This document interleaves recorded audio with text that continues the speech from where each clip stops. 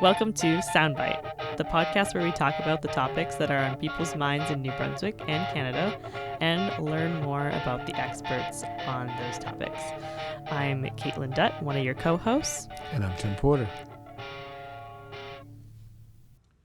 All right, so it's another big day on the podcast, Caitlin. Yes, it is. Yeah, we have another guest, Rob Pinnock. Yeah. I'm very excited to have Rob here. Hi, guys. For an early morning session. Very. This is a little bit like Smart List. Do you watch that? Do you listen to that podcast?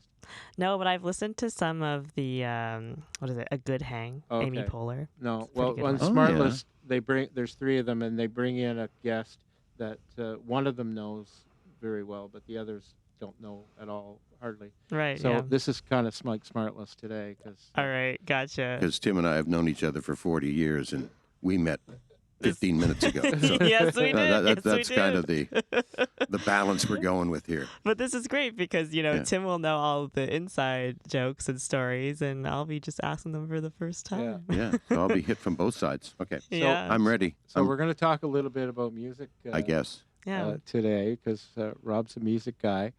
So Rob, I'm going to get it going here. Sure. So like Brian Wilson just died. Yeah. So Pet Sounds or what would be a man. good rival? Maybe Sgt. Pepper. Make a pick. Um, And this is kind of You know what? dependent on our relationship here. So I think I would take Pet Sounds over Sgt. Pepper's. Oh. And I know you're a big Sgt. Pepper's fan. I think Pet Sounds is timeless. I think a lot of Sgt. Pepper's sounds like it's from the 60s. So I think Pet Sounds has more of a universal. But I will go on record as saying there's an album that Brian Wilson did called Surf's Up, and the title track is kind of like one of his last masterpieces. yes. And it was a song actually that dated back to the Smile Sessions, Yes. which was going to be his follow-up Sure, to Pet yeah, Sounds. great album, But it was the project that kind of sent him over the edge Yes. for a while and had to be shelved. But this Surf's Up song, he resurrected it a few years later for this album, which came out in 1971, and it's just it's beautiful. It's one of the most beautiful pieces of pop music I've ever heard. Okay. And it's worth seeking out. But All look. You can't go wrong with the Beatles. The Beatles and Sgt. Pepper's is a classic. I just think it's more of a timepiece. I think Pet Sounds still sounds pretty relevant. Yeah. Especially as a studio Great album. album. Yeah, great. Have you listened to that album, Caitlin? No, I have Beach not. Boys, Pet Oh, well, Sounds? I love Beach Boys. I just haven't, Well, Okay. maybe not love as in know all their albums, Well, but Pet love Sounds- casually. Pet Sounds is kind of the Beach Boys phase too. Like where Okay. they're kind of Different working their way out of the fun Surfing Right. USA stuff. Yeah, And- because I've listened to and- Wouldn't It Be Nice and sure. songs like well, that. well, Wouldn't It Be Nice is of that era, and that's a good example of what Brian Only Wilson Knows. did. God only knows. Okay. Yeah. Just how he weaved those vocal harmonies is just Yeah. mind-blowing, right? Yeah, You know, yeah. so, It's yeah. very nice. yeah. All Anyway, right. moving on. Tim wanted to get his first question out of the gate. I He was Well, that's like, a I great- want this That's a hot great take. first question. I It's very agree. timely. I Yeah. love that. Yeah. All right. Oh, it's great. So, Caitlin, Rob's a music rep. Yeah. Well, describe what you are, Rob. Well, I'm a number of things, but a lot of them center around music. First, I'm a broadcaster. I do the afternoon show on Bounce Radio. I'm Uncle Rob there, and I have been for 25 years now. Throughout the city in a couple of different stations. I've kept that name. But I'm also part of the MRTI agency with my wife, Krista, and Emma Chevery. We do some artist representation. Right now, we're working a lot with the Hello Crows, who are a Nice. fantastic group. Right. Judy Acklin. Yeah, Dylan Ward. and Quinn Bonnell Yeah. and Maddie Como. Wow. Yeah. They're all so strong. They're all so good. And when you put them together, you got something that's a real force. Yeah. So Yeah. and new album coming out or debut album coming out, Oh, which that's is right. that's going to be coming out on September 30th, Truth and Reconciliation Day. Great timing. Yeah. Well, they've got a huge show that they're going to be doing at the Playhouse on that. It's the second year they've done this. Okay, book but- your tickets, everyone. Well, it's one that it will fill up for. Yeah, I'm I'm sure. I can vouch for it. It's a fantastic show. And they're all very well loved in the community. 100%. Yeah. But I'm getting sidetracked here. So we do artist representation. We do we produce music shows, events. We've got a singer-songwriter series that we run in the fall. We've got a blues series that we run in the winter. And we've got a couple of exciting things coming up there. I wish I had some cool names to throw at you, but we're just kind of putting all the names in place right now, so we're not ready for an official announcement. But I will say, it's both series are going to be very strong this year. We've got a fantastic tribute that we are working on with Dee Hernandez, who's a Cuban salsa jazz singer, but who is a huge fan of Ella Fitzgerald. So, and she has it down. So she's put together a band, and we're going to put something out on the road here and travel that around this winter as well. So, nice. So we've got a few things on the go, and we're part of the. We were hired by the New Brunswick Highland Games to kind of coordinate their big show this year, which is Alan Doyle. Nice. Which nice. Big name there. Very big name for the Maritimes, and he was on their bucket list. And when they came to us, they said, "We want Alan Doyle." So we had a goal in mind, a clear one, and we got him. So we were very happy with that. So that's going to be the party of the summer. Yeah, I mean, I've actually never been to the Highland Games. I don't know if that's controversial or not, but maybe I'll go this year if there's Alan Doyle there. The Highland Games are a lot of fun. Yeah. It's more than music. It's the games. It's you celebrate the Celtic Scottish heritage, and you try some haggis. Have you ever eaten haggis, Caitlin? No, I have not. Have you, Tim? Tim loves haggis. I think. I have tried it. Yes, of course he has. And you can.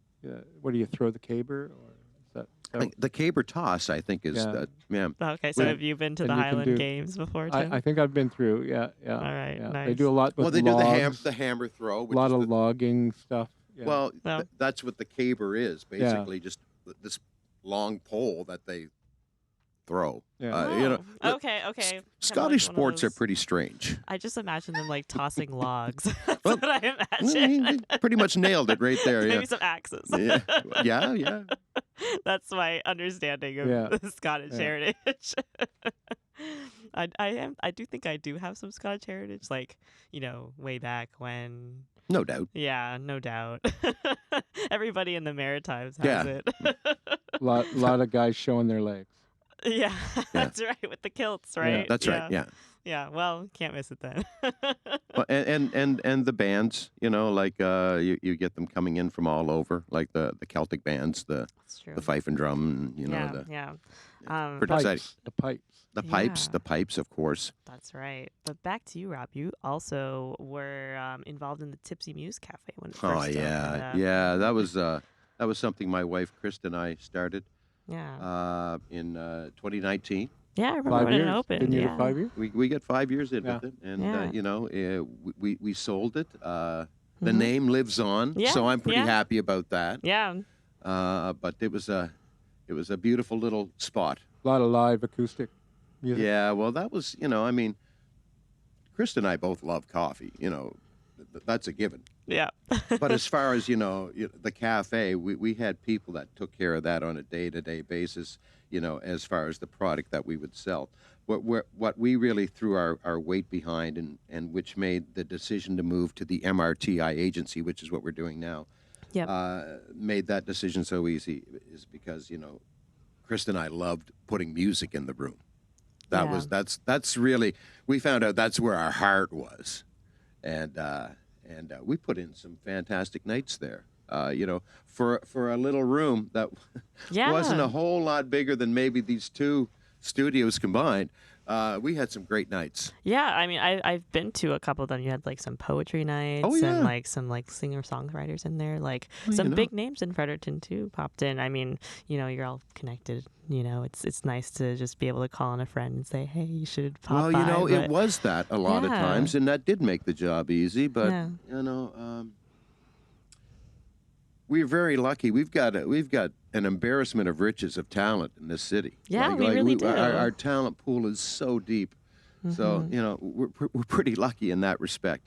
Yeah. And it made programming that room a lot easier. We had a number of friends we could call on, not just a few. So Yeah. Are there a it's lot great. of good venues in Fredericton? right now, Yeah. yeah. I mean, Dolan's is still busy. The Cap is probably known as the live venue in town. The Charlotte Street Arts Center is doing some fantastic things. Yeah, that's I've a yeah. great room to see a show. It's got a fantastic stage. It's a big old gym. It's a lot of wood. Yeah. So there's a lot of warmth in the sound. Yeah. The boards in the floor can get a little creaky sometimes if it's a quiet show, but no, it's a fantastic room, and we're lucky to have it. But we've put shows in Gallery 78.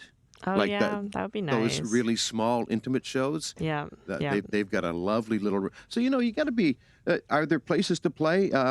It might be a little different than we remembered from the 80s, Tim.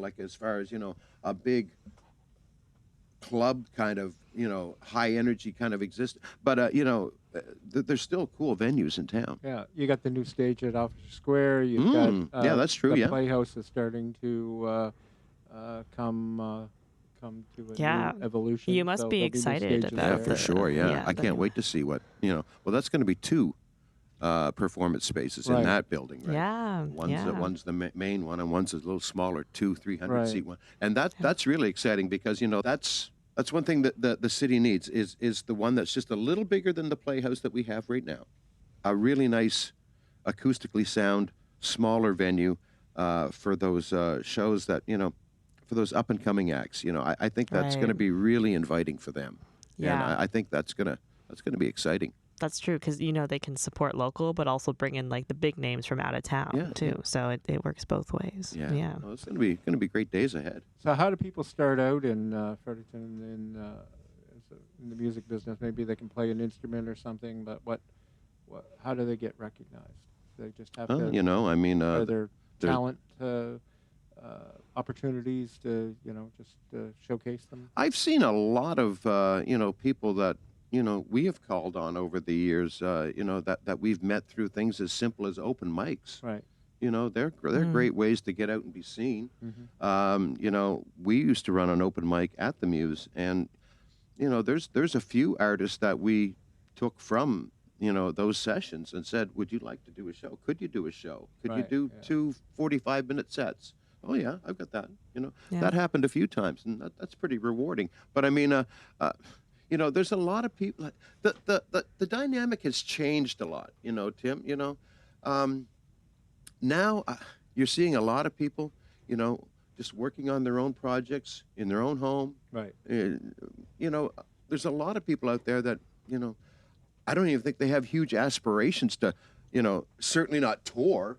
But even necessarily play live, they get their satisfaction elsewhere.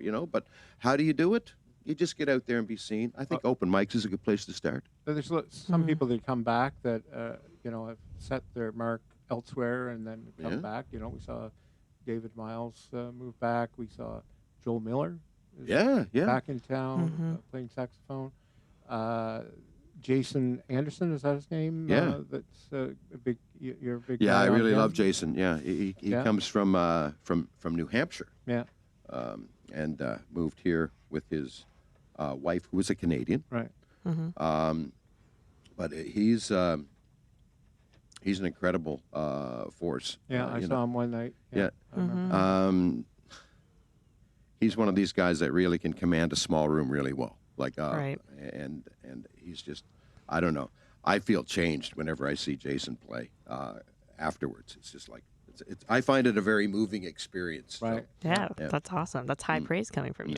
No, Yeah. he's turned into a good friend. Yeah. We that's awesome. sometimes go for walks. Nice. Nice. Oh, I see. Yep. Yeah, you're a big walker. I am a walker. Yeah, I like to. I Walk like to. that- I Not like a to walk. walker I in walk the. Fredericton. He walks that bridge. He walks that I bridge. do that walking bridge Who a doesn't? few times a week. Yeah. I mean, honestly, if I had more time, I'd probably walk the walking bridge more. Well, it's beautiful. Yeah, I like going I on love walks very walking our much. city. Yeah. So, Yeah. what about regionally? Like, how is the music industry in our region performing compared to other parts of Canada? Well, I mean, I think the Maritimes. I think a good way to put it is we punch above our weight class. We're compared to like Toronto or Right. Vancouver or Montreal. Naturally, we're smaller, even with Halifax. But we've got this. We're blessed with here in the East. We have a bit of an identity that that we can really gravitate towards and really hold on to. I think maybe we have that a little stronger than other parts of Canada. So I think marketed properly, maritime music has the potential to be very big, and it's special. It's unique out here. I think it is different. I think it's got a different feel. I think it's got a lot more heart. Maybe it's unfair of me to say that and compare us to other parts of the country, but I just when I see a lot of people that I admire in this business doing it for all the reasons, that's to make their art and not necessarily look at the bottom line so much. I get inspired. So, what would be a good representation of that? Would it be like Joel Plaskett? Plaskett's a good guy. I was going to throw his name out there because Right. he's a singer-songwriter, a touring entity. He's got his own studio down there in Dartmouth that he operates. He's got ties to Taz Records, so he's got a little bit of and he's got a cafe. So he's got a little bit of a nice little corner of the world carved out for himself, and he's again a very talented. He's a great guy. He's a great example of the best of the best here in the Maritimes. I'm a big Joel Plaskett fan as well. For sure. And kind of a little bit on, regional note. So the ECMAs did just happen, I think, this past month. Yeah, we didn't make the trip out to Newfoundland this time. It was just a cost we weren't ready to take on right now. And I mean, there unfortunately weren't that many New Brunswick awards winners, at least in the music department, not counting the honorary degree recipients. So how do you feel about that? I think we have a stronger representation regionally than maybe the ECMAs would illustrate from this past year. I think that boils down to at the provincial level. We've got people at Music New Brunswick who are doing fantastic stuff as well. But I think artists have to take advantage of what bodies like Music New Brunswick have and can offer. And when we get educated in that respect a little more as to what is available, I think our spotlight is going to shine a little brighter. I think our profile is going to get a little higher. So I think artists are starting to pick up on that. Yeah. So we've got to work a little harder.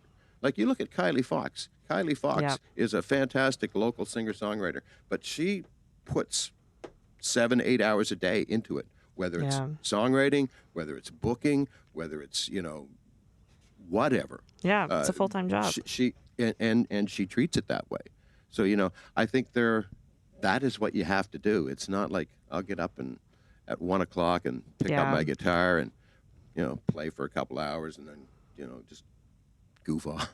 No, for sure. It's that's much more that's than not going that. to cut it. Yeah, you got to get days. good at it, and to get good at it takes a level of dedication. Yeah. Our colleague Erin bought her album and put it in my office in rotation. So, there you go. go. Listened to it quite a bit. Yeah. Did you like it? Nice. Yeah. Yeah. There's a couple of songs on there that they just melt me. I love Confetti.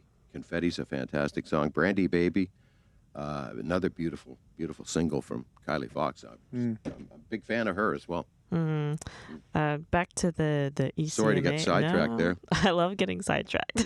Every sidetrack is very fascinating, and love Kylie Fox. But they've been going through a little bit of organizational change recently. The ECMAs. The ECMAs, yes. There's a They bit of influx. is there a controversy between the fiddlers and the guitar players? Not quite, not on? quite. But I'll What's just going on there? Yeah, I'll provide a bit of context. So essentially, they did hire on a new director. I believe it was about a year ago, Blanche Israel. Yeah. And she, wanted to improve DI, is what she said. Unfortunately, the board decided to vote her out earlier this year, I think in December or January. They said there were risks to the event, legal risks. Meanwhile, all this is kind of playing out in the public music sphere. Yeah. So it's been hard on the music industry, I think, to hear all of this happening there. Without being a board member, I don't think I'm one to speak to that's to fair. that. 100%. But it's been a challenging year for the ECMAs. I think they would agree with that. Yeah. I don't think I'm talking out of school there. But I hope it sorts itself out, because the ECMAs is a great organization, and whether it continues on or maybe takes another form, well, that remains to be seen. But yes, they've got challenging times ahead. It's had some profile in the past. It's got good, TV spot and all that. Yeah. What about our festivals, Rob? Like what kind of festivals do we have in the province that are good to send your well, we to? just got started our festival season here a couple of weeks back with Paddle Fest down in St. Andrews. Oh yeah, Paddle Fest, which is wonderful. I went down for only the Friday night this year, but I saw Grand Theft Bus and Good Dear Good out of Halifax. That's a great festival. Put anybody who's listening that's looking for New Brunswick festivals, that's a good one to have on your list. It usually kicks off the season, but the artists love playing it. The patrons have a great time. The town is behind it, so it's a great vibe in a beautiful little town, right off the water for the weekend. The harvest is still strong. Area 506, the Container Village. Right, they've been getting some big names. They always have from the word go. And I really like the Container Village look and feel. Yeah, it's really cool. I do right? too. It's really Have you cool. been down to that, Tim? Have you seen the 506? I've seen it. I don't know if I've attended a show there. But it works as a performance space very well. Let's see. We've got, of course, Dooryard. Larley Creek is a good one, which is, both of those are upriver. Dooryard is Woodstock. The Hullabaloo. Hullabaloo, that's right. Yeah. Although I think that might be struggling a little bit. I don't know if I've heard about the Hullabaloo. Yeah, that's Plaster Rock, is it? Or Plaster Rock, okay. Somewhere around there. Okay. Well. Yeah. And Sappy, I guess. Was one. Yeah, Sappy, I think it was their 25th anniversary, or it is their 25th anniversary this year. It kind of started with the strength of Eric's trip behind it, but lives on. The Hello Crows are actually playing that one this year, and they're very excited to be a part of that bill. Moncton doesn't seem to have anything. They've got the big venue, of course, and they they haven't really utilized that much lately, really, right? So. I'm going to the beaches there, like in the casino. There's been a couple. The casino's been busy. Yeah. And of course, there's fun. The big festival that competes with Harvest in PEI every That's year. right. Yeah, Somo Fest. Yeah. I went there 2 years ago, I think. And this year they have Alanis. That's right? true. Big deal. That's it's a big signing for them. Yeah, I've seen her before, but I probably wouldn't go. But it's the 30th anniversary of Jagged Little Pill, so when you put it in that kind of, I think that'll spark a lot of nostalgia with a lot of people. Right. Yeah, I know. I've heard some conversations saying that, like, Somo and Harvest are kind of competing, but I feel like they they're are really right at the same time. So that's they true. are kind of Yeah, but they have completely different feels, so I think they attract completely different audiences. I think they have up until Alanis. The Harvest has always. I would say Soma has a bit of a younger demo. Mm-hmm. It's safe to say. But when I'm saying that, I'm not saying that the harvest isn't an old person's festival. I'm just saying there seem to be two distinct lanes there. But I think Alanis is something that probably falls in the demo that probably appeals to a harvest audience. That's Maybe. a good point. So but anyway, they got her. So good on them. Yeah. That was a key signing. So, do you have any anything going on over the July 1st weekend? Like usually, you guys host some. Well, last year we Some helped kick off the Officer Square stage. So okay. we had Garrison Fest, Right. which was just a 2-day event to Yeah. kind of launch that. Yeah. We the MRTI agency, along with Zach Atkinson from the CAP and Stephen Lewis from Big Fun, coordinated the programming for the Officer Square stage, like the Tuesday, Wednesday, Thursday series. Oh, Nice, you're yeah. talking about last year. Yeah. Last year and this year. Oh, this year, yeah. Okay. But really, those shows kind of run themselves after the signings, after we line up the entertainment. So I guess what I'm asking is there anything big going on this summer with you guys? Are you doing anything? Well, summer is kind of like our time off. Yeah. Really, that's when it's the fall that we look to get real busy again, and over the winter. I see. Things kind of slow down for us by design. I see. In the summer, like I say, we had a hand in the programming of Officer Square, and we'll go down to some of those shows. But really, at this point, right? Yeah. That kind of runs itself. Nice. Okay, so it's the Hello Crows in September that you're really keying on. Yeah, and of course we're we've done some work with Connor Fox as well. Oh yeah, another very talented, amazing guitarist and songwriter. Now he's got a harvest slot this year. Oh good. So we'll be down there in support of him as well. Yeah. And All right. So we're here in overtime, just like the hockey. Like last night. Exciting. Exciting. Podcast exclusive time. Are you an Oilers or a Panthers guy? Well, I don't think I care that much about either team, but if I had to pick one, of course I'd go Oil. Oh, okay. I did hear Taylor Swift was at that game though. She was. I saw it. Yeah, I saw. It's the only reason I ever hear about sports. I did. Yeah, she was. Well, I'm kind of a Bruins guy, so I'm following Marchand a bit. So, Yeah, fair. Anyway, we'll see. I guess it's a new series now. They're tied up. Yeah. So we're not here to talk about hockey, though. So the other, big thing I wanted to talk about was kind of your feeling on music. So we touched a little bit on the Beach Boys and the Beatles earlier, but okay. So here's another one. So I'm ready. The Beatles or the Velvet Underground? What You're asking me to pick the. What do you think?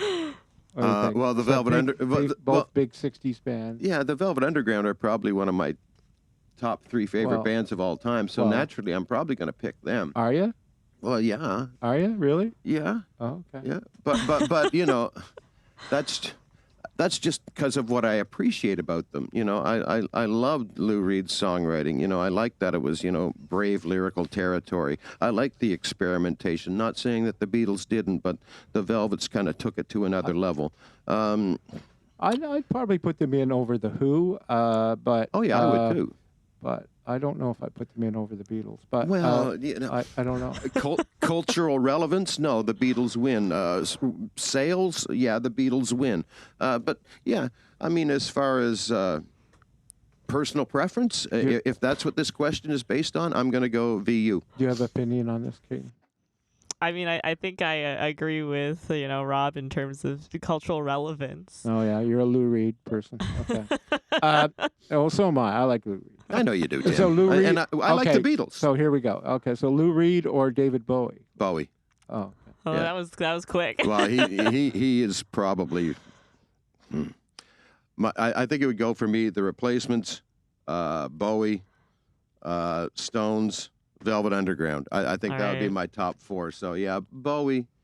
You're on the record now. Yeah, but I mean, as far as someone who's just taken music to so many different directions over such a colorful career, Bowie's the guy that does that. Yeah, I've been listening to a lot of Bowie. Oh, again. I've never stopped, I Tim. bought the Young Americans, actually. Oh, I love with that you. album. I think you were there when Yeah, I bought that. You probably have heard it out of my office, Caitlin. Probably. I've been playing Young Yeah. Americans quite a bit. you know. Nice, nice. That's his soul period. See, Yeah, like he had a Right. soul period. It's a good- Oh. He had a glam period. He had a, Yeah.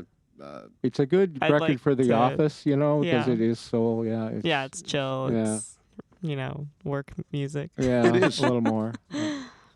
Okay. Yeah. Any more? I'd Because love- I'm liking these. Oh, these you like little rap. this? Okay. Rapid fire. All This or right, that. all right. So in my kind of mind, the Beatles were kind of a 60s band.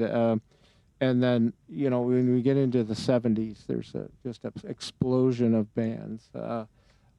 So, you've got the Rolling Stones, huge in the 70s.